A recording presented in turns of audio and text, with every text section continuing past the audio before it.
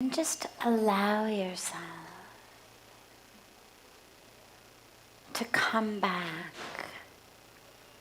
to yourself. Take a moment and just drop deep into yourself.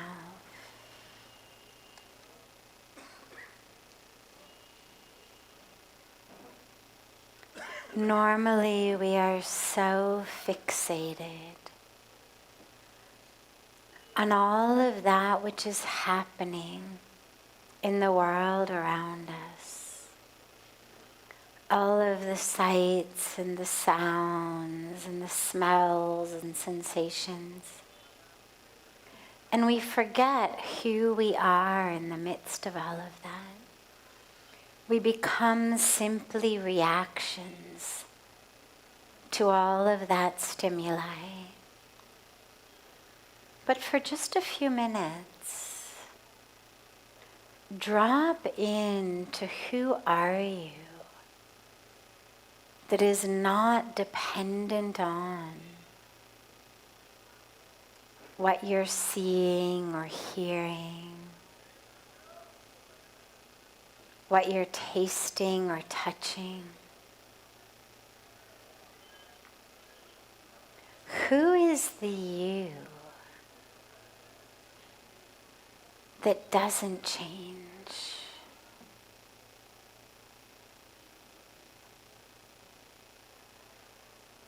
All of the stimuli of the senses keeps changing constantly. Constant changes in sound and sights, smells and sensations. But what is it that's stable? Totally independent of all of that movement outside.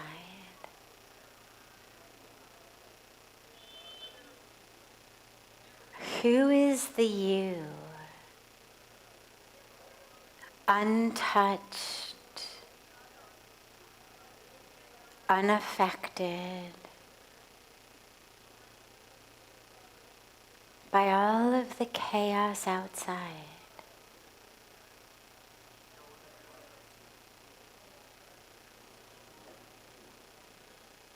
Who is the you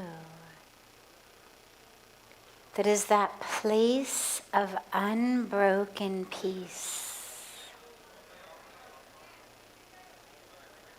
unbroken stillness and spaciousness within all of the chaos? Who is that?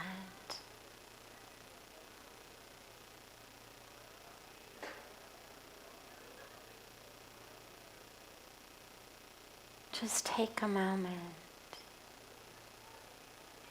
and allow yourself to anchor in that self.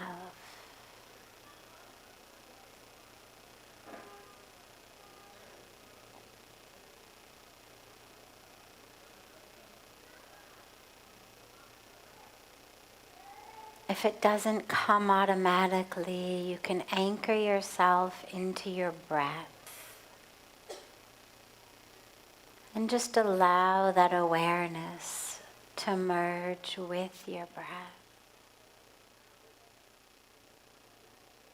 The breath is the best way to find that inner self. It isn't the self, but it's the best way to find it. It's the pathway to find that self within. So allow that awareness, instead of being hijacked by the constantly changing world outside you. Allow the awareness to expand inside of you. And allow it to just merge.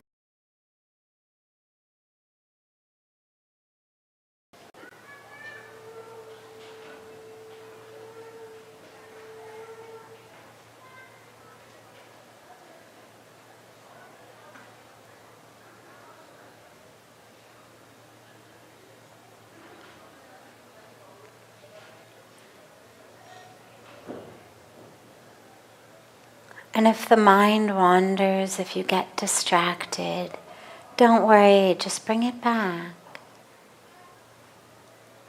Just bring back that awareness.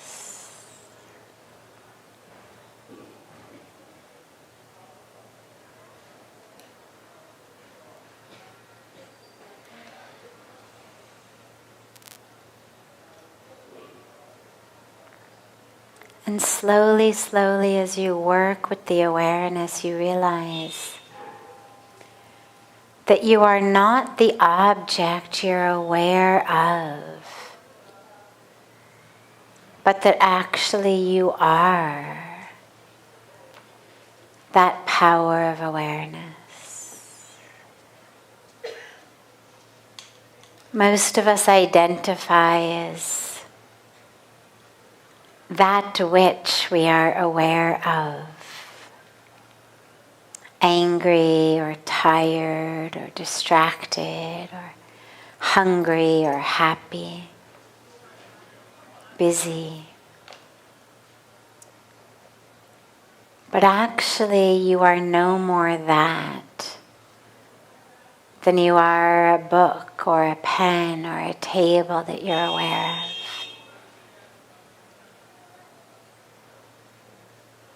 What you are is that power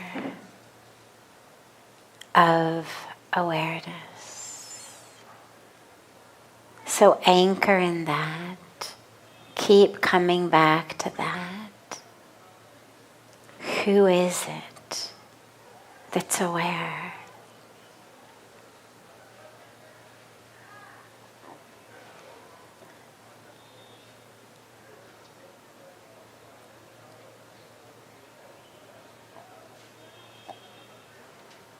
And you can go even further back and say, who is it that's aware that I'm aware? Who's that? Try to touch that inside of you. Who's aware that you are aware?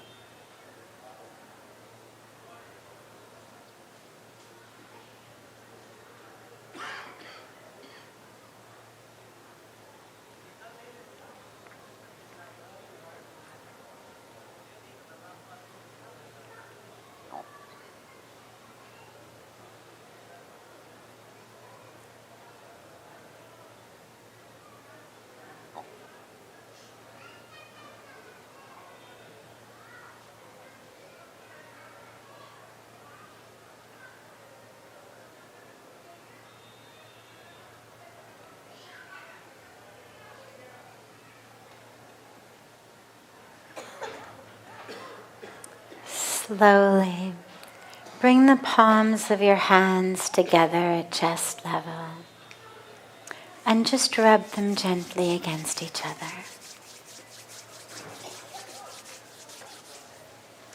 Press the palms of your hands into your closed eyes.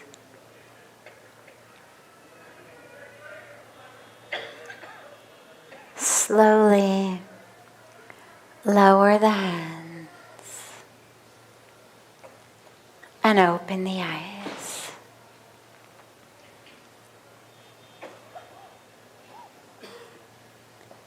Welcome to Satsang.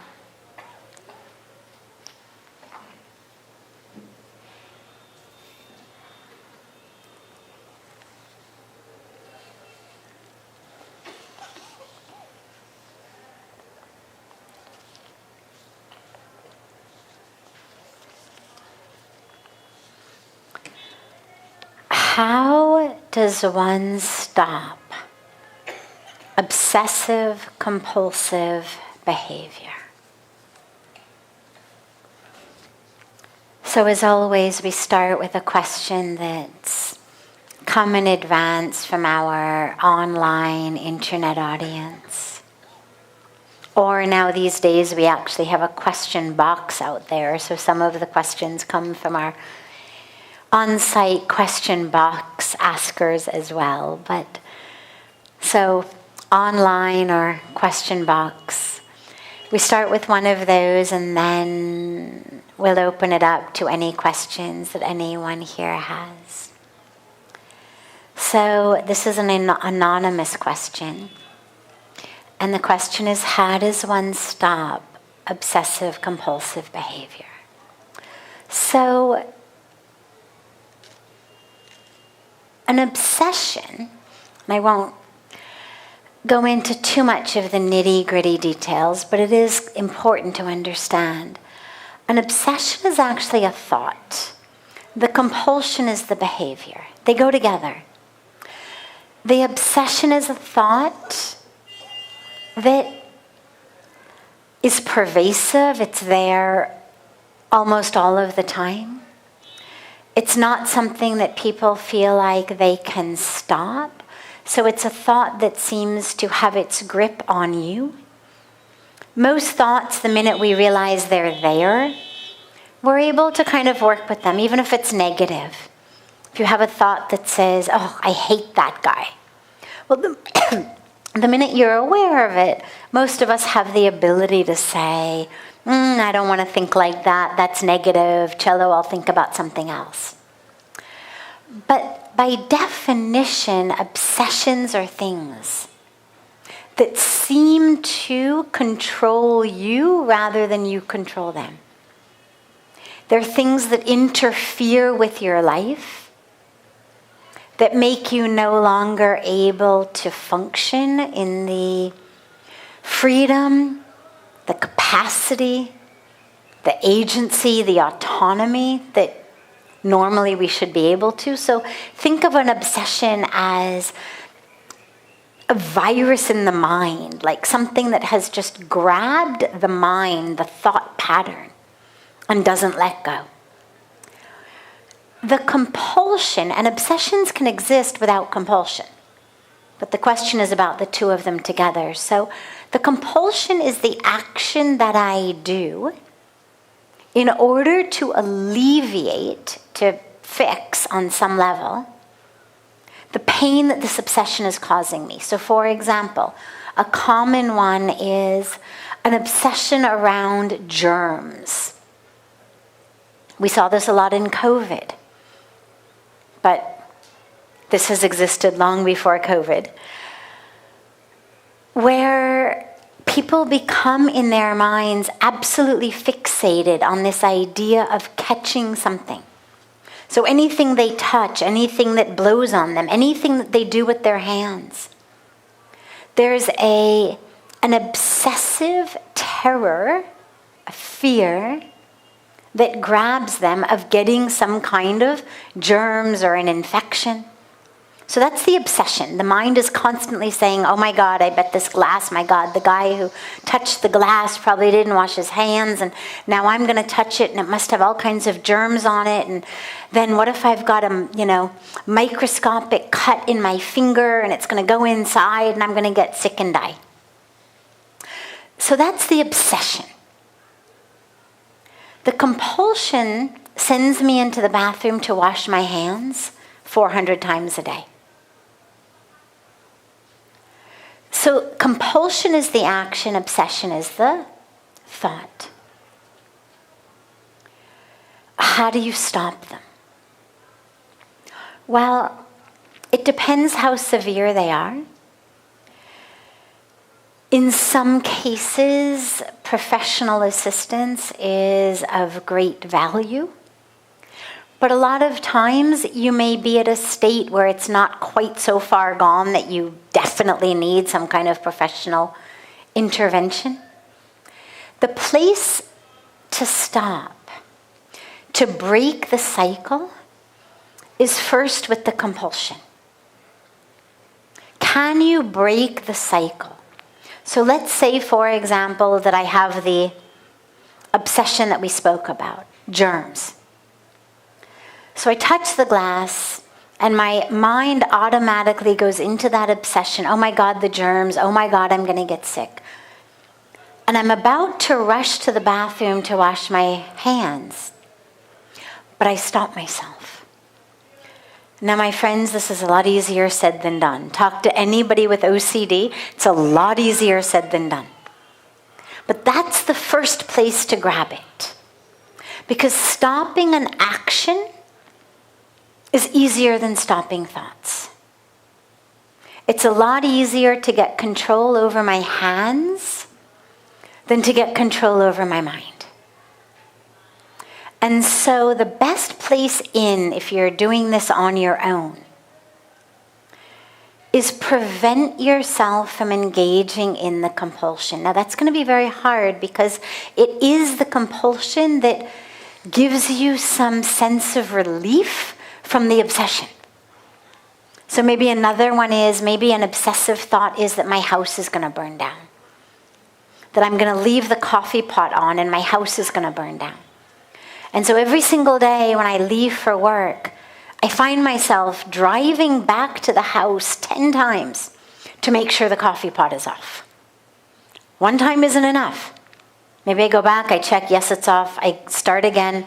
Then the mind says, you didn't check it properly. You were distracted.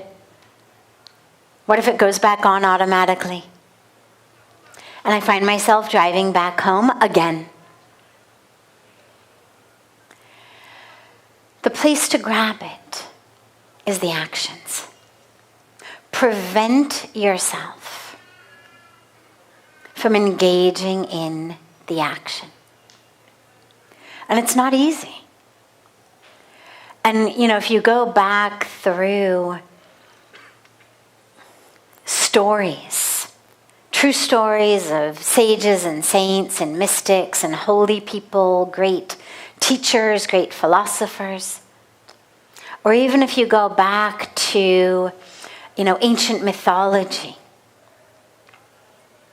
I was listening to a talk recently about ancient Greek mythology and how it connects to Eastern religions. It was very interesting, but it reminded me of one scene from the Odyssey that I hadn't thought of since I was reading it in 7th grade, which was when Odysseus is coming back and he's got to navigate the boat past where all of the sirens are, these beautiful, beautiful, angelic, female, nymph-like beings with voices that sing in such a way that they lure the boat.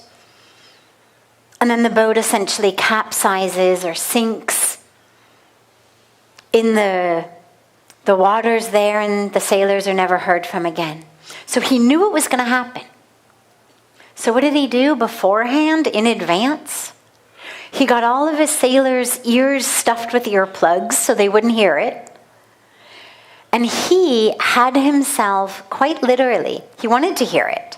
He said, I don't want to stuff my ears, I want to hear it.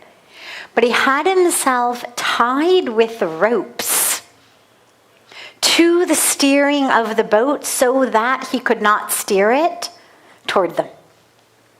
And it's such a great story for so many reasons, but it pertains here as well, which is even when you're looking at heroes, historic heroes, mythological heroes, the real brave heroes who we all aspire in some way to become like. Well, even they have to engage in a set of choices and actions and behaviors to prevent their minds from running away with them and engaging, therefore, in actions that they know is not right. So do whatever you have to do to not do the compulsion.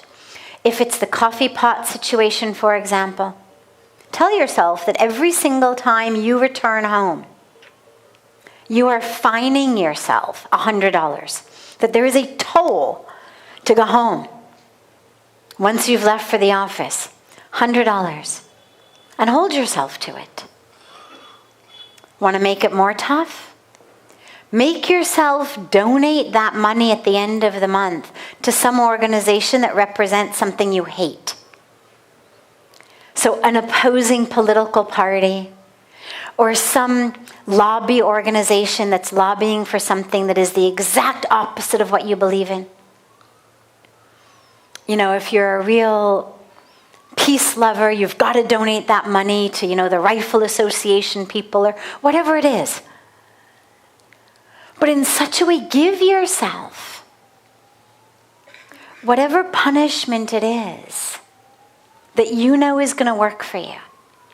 For some of us, it's money. For some of us, it's going to be something else. But come up with something that for every time I drive back home to check that coffee pot, here's the punishment I'm going to have. Or every time I go and wash my hands, when I know, logically I know, my hands are clean already, I'm going to punish myself. That's going to be your best way to stop it, because what happens then is, if the thoughts have always been linked to the actions, and now you're not going to do the actions, what will happen is, first, it will create a great deal of what feels like absolutely unbearable tension in your mind. Unbearable. You will feel like, if you've got severe OCD, you will feel like you're going to come apart. That you will not make it if you don't engage in that behavior.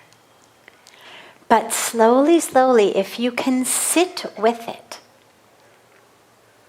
and do whatever your metaphor of Odysseus is, tying himself to the steering, eventually what will happen is something very, very spiritually as well as psychologically powerful, which is you'll realize, oh my God, I am not a slave to this thought. Look at that. Wow. My mind keeps saying, germs, germs, germs, you're going to die. And I'm not washing my hands. And I'm not dying. Oh my God, the mind is saying the house is going to burn down, house is going to burn down, you've got to go back. I'm not going back. And I'm okay. And amazingly, the house is also okay. So grab it there. That's the best place. To work with obsessive thoughts in and of themselves is much harder. It can be done, absolutely it can be done, but the easiest place to stop this is just ensure that you don't engage in the action, because then slowly, slowly the thoughts themselves will dissipate. Because if all they're doing is going to create suffering and there is nothing that you can do to lessen the suffering, the thoughts will lose their power.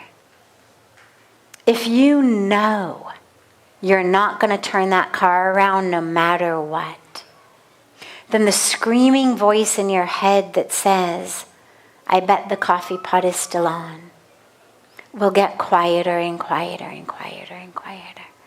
So again, if it's absolutely severe and debilitating and paralyzing, and it's been going on for a very long time, you may need some professional help, and there's nothing to be ashamed of with that. There's great, very effective therapies and techniques, cognitive therapy, cognitive behavioral therapy, that really work.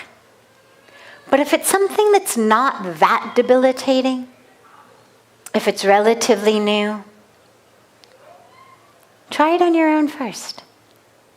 See what you can do, because we do have a lot of power over our minds. If we just harness that power and teach your mind You're not the one in charge. There is a power more important and more powerful than habitual patterns in the brain. But it takes conscious involvement, deliberate involvement, and very concentrated involvement. So give it a try. You'll be able to work with it. Beautiful. Other questions? Yes.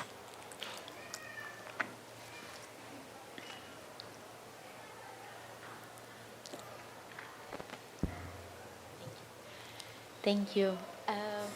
I heard that to distinguish my inner voice, then my mind voice or my desires and fears, I need to feel and try to understand how I feel, and then I can distinguish.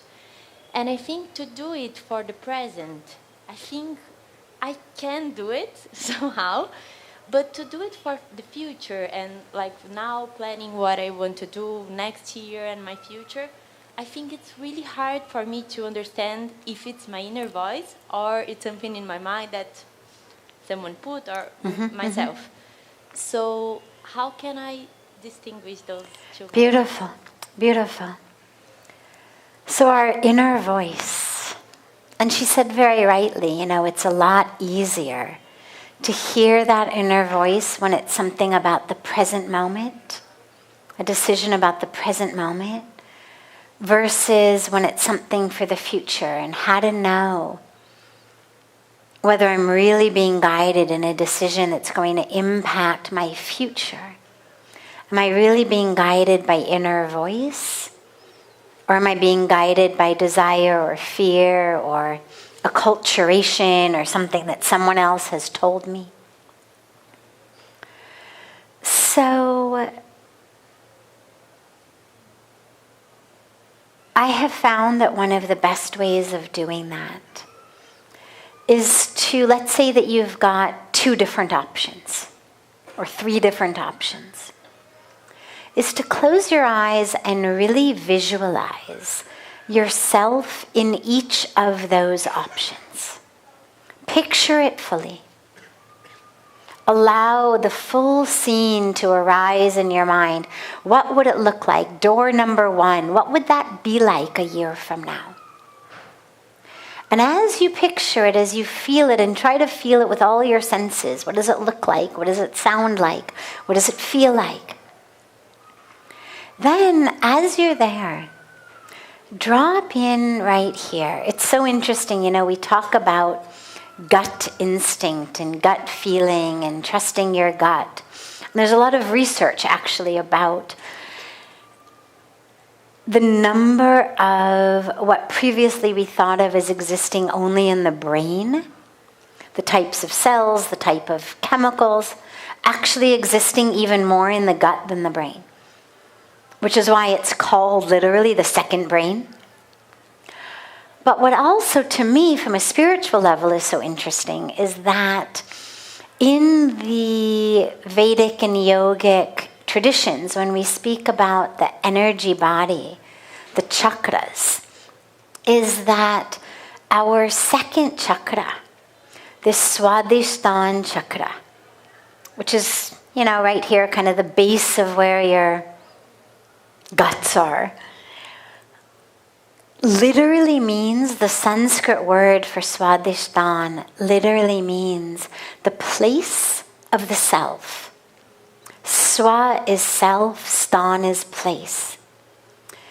In Buddhist traditions, Qigong, this is an area referred to as the lower dantian.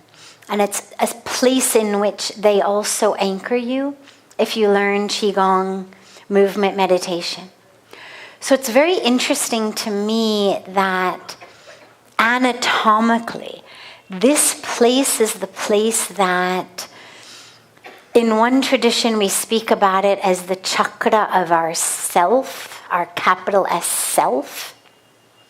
Another one they speak about it also as this core energy center. And in the, Western neurological, psychological traditions, we speak about it as the second brain. It's trusting the gut. So something right here knows. Whether you think about it as your gut or you think about it as your Swadhisthana chakra, however you envision it, anchor yourself here. How does it feel to be in that situation? Is it expansive? Is it contracting? Is it peaceful? You'll feel it. You'll feel it. There will be a sense inside you of or you'll feel it inside. And literally just envision those different situations. And then drop in meditatively. How does it feel in you to be there? And that would be a really good way of checking in for decisions that impact our future decisions. Because a lot of times, making the very right, best, courageous, dharmic decision also makes us nervous. A lot of times it's going against everything we've thought, everything we've been taught, against what so many people we know tell us. And so if you simply listen in the mind, there's going to be all of these voices that say, no, no, no. And on the flip side, going along with status quo, not rocking the boat, doing what everyone else is doing, might feel very calm in the mind because I don't have to think about it, there's no conflict, there's no decision, doesn't make anybody angry. But in the gut, it just feels like you are tied up in knots. Which is why so many people then turn to chocolate cake, or alcohol, or drugs, or something that will alleviate that in the inner gut when I'm not living in alignment with what I know to be true. Which is why, interestingly, as we get more and more depressed as societies, more and more out of alignment, dharmically, spiritually, we get fatter. It's a very interesting thing, the obesity epidemic. I mean, obviously there's a lot of other factors as well. But to me, it's very interesting that that epidemic is running parallel to what feels like getting more and more out of alignment, more and more disconnected, turning off our inner voices, turning off a voice in our heart that says, hey, I'm one with those trees you're cutting down to build a condo complex. Hey, I'm one with those animals you're packaging up to feed me. Hey, I am one with those kids, these women, the people on both sides of wars. And in so many cases, in order to be able to literally and metaphorically toe a party line, we need to quiet that inner voice. So eat. Turn to drugs and alcohol, Facebook, whatever it is that numbs us. But I think it's not coincidental that we're also simultaneously getting fatter to literally silence that gut. It's like, oh, you're speaking too loudly? Well, I'll give you something else to do. Here, digest this. That'll keep it quiet for a little while. Or to give it some physical reason to hurt. Well, if you've just eaten an entire bag of chips or an entire box of cookies, no wonder your stomach hurts. You don't have to look more deeply and wonder about the decisions you're making and why that might be literally turning you into knots on the inside. Yeah. Other questions? Yes. You're right in the middle, so choose a side. Either way.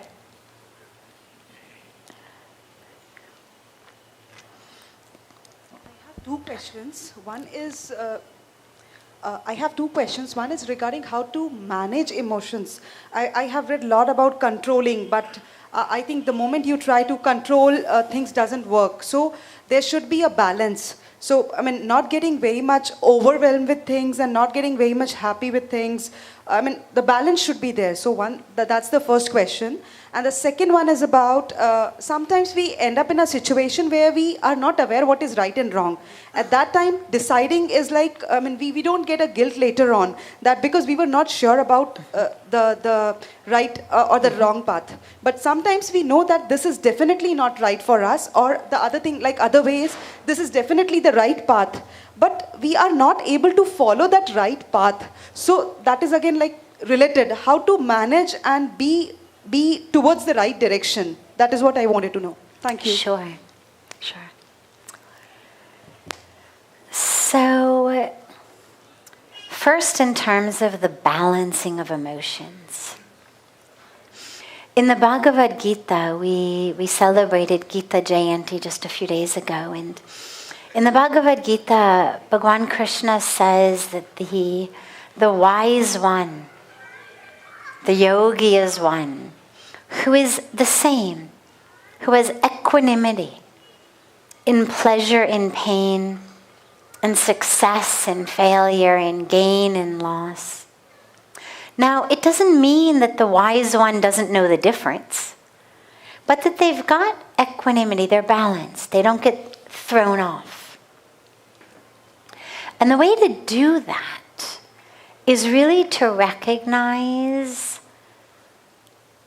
the beautiful variety of people, of experiences, of emotions, of feeling states, of experiences of so much in life. In the same way that we recognize the variety of flowers or fruits. You know, you walk through a fruit orchard or a flower garden, and you're able to look at all the different types of flowers, all the different types of fruits, and you would never say, oh God, this banana is awful, like why isn't it juicy? Because we understand bananas are not meant to be juicy. Oranges are meant to be juicy. We would never say, God, the banana is not crunchy enough. We understand bananas are not crunchy. Apples are crunchy. So we're able, with regard to fruit, with regard to flowers, with regard to almost everything else in the world, to see and understand and appreciate diversity. But in our own minds and our own lives, we've got very clear ideas of this is better than that. And so we're constantly wanting different things. And in that wanting and not getting, our emotions are all over the place. When I want it, my emotion is all over the place. When I fear I won't get it, my emotion is all over the place. When I do get it, my emotions are all over the place. I don't get it, my emotions are all over the place. And this is where that sense of equanimity is so important. Just an awareness. Like there is winter and spring and summer and fall and rainy seasons and dry seasons and hot seasons and cold seasons, so there will be gains and losses, successes and failures, pleasure and pain. It's part of the package of life. And the more quickly and more deeply we're able to deeply understand that truth, the more we're able to not lose ourselves in it. Losing yourself in emotions is essentially saying, I haven't really understood how life works. Or somehow I was expecting that I would be exempt from that. But like, yeah, it might be true for other people, but that I should be the exception to the rule.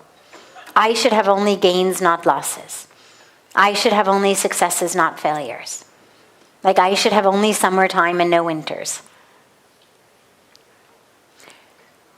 But when we have real gyan, real wisdom and understanding, we realize life is everything. And so you take it in that state of equanimity. You start to be able to see things in your life like different flowers in a flower garden. Now, with regard to situations where you know something is right, but you aren't able to do the right thing. So it's not that we're not able to, it's that our minds don't want to. We almost always have the power to do the right thing. Almost always. I mean, there's very few circumstances I could even imagine that we wouldn't have the ability to do the right thing. And they pretty much all involve essentially being held at gunpoint. You know, if you see somebody else being hurt and you try to help them and then they turn the gun on you, like, okay, there's not a lot you can do for the other person if you're going to get killed in the interim. But in almost every situation, we can make the right decision. But something in us doesn't want to. Whether it's our desire, whether it's our fear, whether it's some sense of rationalization, justification, whatever it may be that's going on. We know the right thing to do. Even animals know. You see a dog steal a piece of bread from one of the carts. Right in the road, they've got carts. A dog will go up, steal a piece of bread from it. And then it does something very interesting. It'll look around. If nobody's there, monkeys do it too. Nobody's there, it'll sit and eat it right there at the cart. No problem. On the cart, beneath the cart, anywhere. No problem. But if it sees a bunch of people around, it's going to grab the bread and run somewhere. Behind the door, behind the wall. Because it understands what I've done is wrong, there will be consequences. So even when dogs, monkeys, know the right thing, know the wrong thing, we know. We know.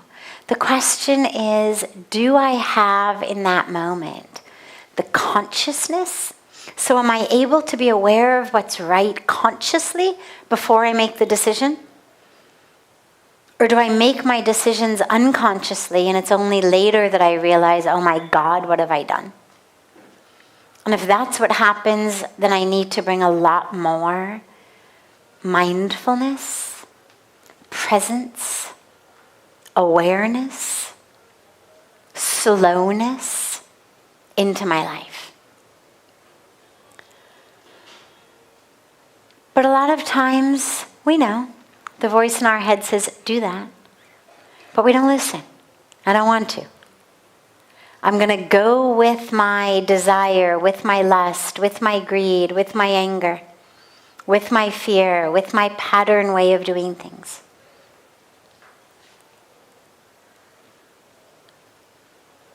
And we've got free will. You can keep doing that as long as you want. Keep having the karmic fruits over and over and over again. The universe is very patient. Very patient. However long you want to keep doing this, the universe will wait. But eventually we have to wake up. Today, tomorrow, next year, next life, it's up to you.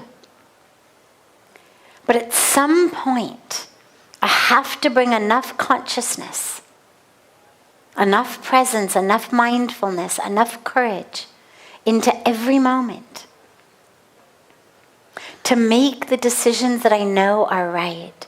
And by right, I don't mean just abiding by a culturally agreed upon set of morals or values.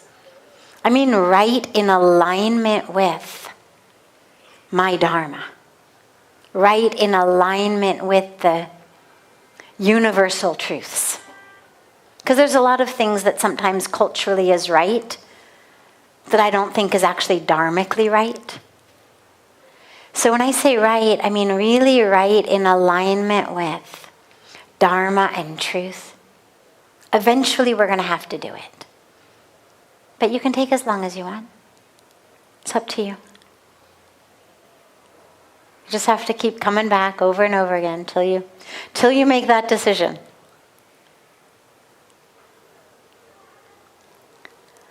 Other questions? Yeah.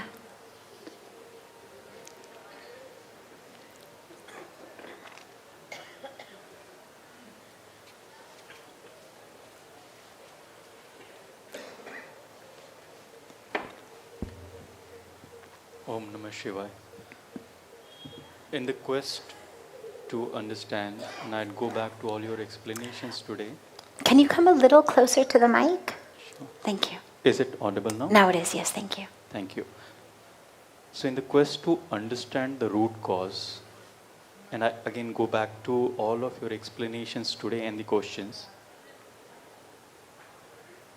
I mean, we sometimes, or few people, A quest to understand the root cause of what? root cause of whatever we do, our actions, our behaviors, may be compulsive, may not be compulsive. How is it related to the prarabdha that we have? Who decides it? Okay. And how is it decided? Okay. So what is the root cause of our actions, our decisions, our behaviors, our choices, and how is that related to our karma, the fruits of our karma? So our choices, our decisions, our behaviors, all of them come from the mind. They're all a product of the mind. Now the mind has been formed by many things, and it's being constantly formed. The mind is being continually formed and changed. Even the brain is being changed. We used to think that the brain couldn't change anymore after you were about 18 or 20. We now know that the brain keeps changing. But aside from the brain, we know the mind keeps changing. So the mind is continually changing, growing. The mind is that which determines all of how we're going to behave, choose, decide, live, act, etc. But our mind begins with sanskaras. Now some sanskaras, impressions, are those that we may even carry with us in from past births. What we know is that with the soul, man, buddhi, ahankar, the mind, the intellect, the ego, travel with the soul, with what is called the subtle body, along with the pranamaya kosha, that energetic body, travels from life to life. So all of the impressions upon our mind, our intellect, those stay with us. So we bring those into the next life. So our minds have been, in many ways, predisposed to certain things based on those impressions, based on that subtle body. We then come into a family that again is determined based on our past karma. The family we take birth in is the family that's going to be the most conducive for us to take our next steps on our karmic journey. In our families, we get even more sanskaras, lots of sanskaras. What are we raised believing? What are the morals, the values, the ethics, the priorities, the ways of life, the belief systems in our families? That's what forms much of our mind. And then, of course, we have free will. Because there have been plenty of studies that show, you get two kids who were twins, identical twins, separated at birth, raised in different families. In some things, they're very, very similar. And in some things, they are absolute opposites. So what we know is that even having all the same genetic information, environment plays a huge role. Raise them in different families, you're going to get vastly different people. But what we also know is even you take identical twins raised in the same family, same experiences, same family, same genes, same everything. And they grow up. They look exactly alike, but they grow up to be vastly different types of people. Now, some of that, again, is what they've brought in from past births. But a lot of that is simply how they use their free will. So, for example, this evening you've all decided to come here to Satsang. Before that, you had to decide to come and celebrate your holidays in Rishikesh. Lots of people made different decisions. People went to big cities, people went abroad, people went different places. But even in Rishikesh, you decided to come to Satsang. Instead of going to a movie, or instead of just going out for pizza, or whatever it might be. There aren't bars here, so that's not a choice, but, something else. That's free will. Nobody forced you. But what happens is every time you make a decision like this, it strengthens that pathway so you are more likely to make these sorts of decisions in the future.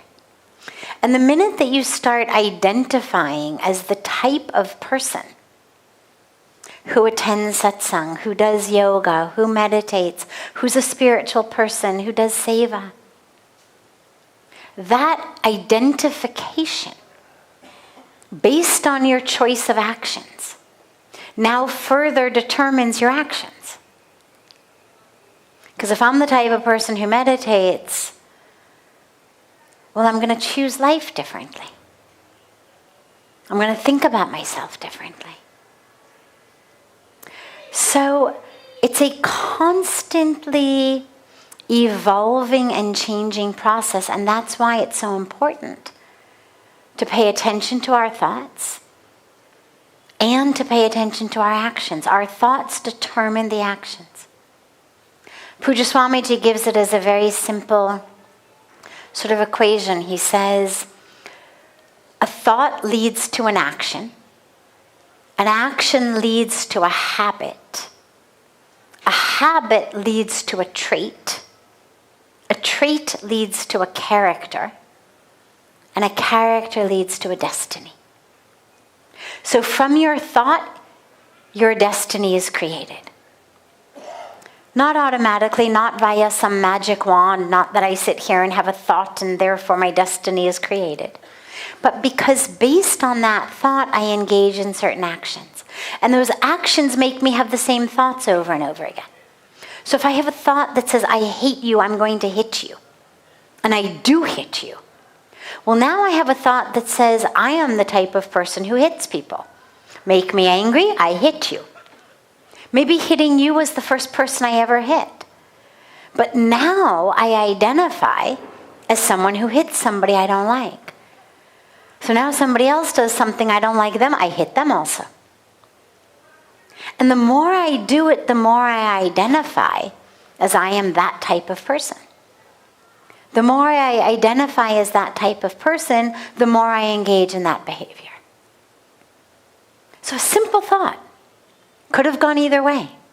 Maybe my mind says, I hate you, I want to hit you. But the mind says, no, I'm a meditator. I don't hit people. And so I exhale and I shake it off and I chant Om. Well, then the next time somebody makes me angry, I'm that much more likely to shake it off, meditate, chant Om, have a walk. Because I keep reinforcing, I'm not somebody who engages in that type of interaction. I choose peace. I choose love. No matter what you do, you can't make me hit you. I'm a meditator. So same thought. Split-second decision we have to choose which way to go. But based on which way we go, then our thoughts keep changing. And this is why if you find that your life is going in a direction that you're not super happy with, change your thoughts and change your actions. Do both. Eventually they will line up with each other.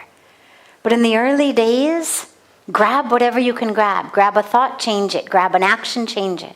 Break the cycle.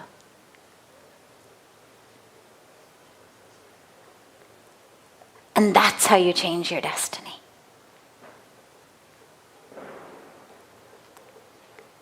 Great, thank you for the question. Have a beautiful, beautiful rest of your evening, everyone. A beautiful morning and day to our family joining us from all over the world. And again, just to remind you all, whether you are staying with us here in the ashram or staying outside, we do have a really full day of beautiful activities here, of yoga, of meditation, of morning havan, yagna ceremonies, and everything is open to everyone. There's no charge for any of it. So we really invite you and encourage you and welcome you to come take part in all of the activities. There's a schedule with times and venues in our reception hall, which is just through here.